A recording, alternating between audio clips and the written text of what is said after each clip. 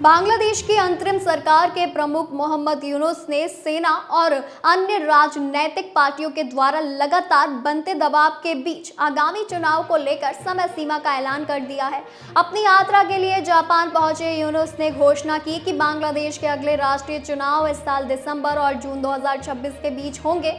यूनुस की ये टिप्पणी ऐसे समय में आई है जब बांग्लादेश में खालिदा जिया की बांग्लादेश नेशनलिस्ट पार्टी ने ढाका में एक विशाल रैली का आयोजन किया। इसमें पार्टी कार्यकर्ताओं ने राजनीतिक अधिकारों की बहाली के नारे लगाए। जापान की राजधानी टोक्यो में एक सार्वजनिक सभा को संबोधित करते हुए चुनावों के आह्वान को स्वीकार करते हुए कहा कि ये चुनाव दिसंबर 2025 से जून 2026 तक हो सकते हैं।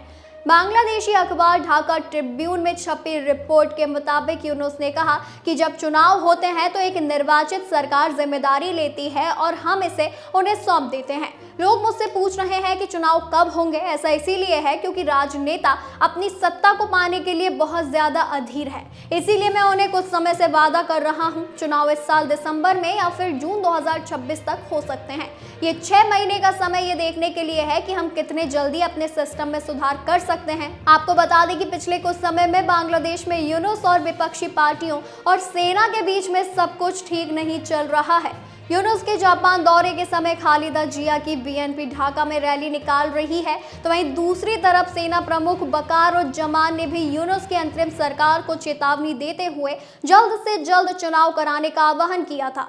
सेना प्रमुख ने कहा था कि देश में सुधार कराने और देश के भाग्य के लिए नए निर्णय लेने की अधिकार केवल एक चुनी हुई सरकार को है, न कि किसी अंतरिम सरकार को। अंतरिम सरकार के ऊपर लगातार बढ़ते दबाव के बीच यूनुस ने इस्तीफे की पेशकश करके सहानुभूति बटोरनी चाहिए, लेकिन उनका ये दांव सही नहीं बैठा।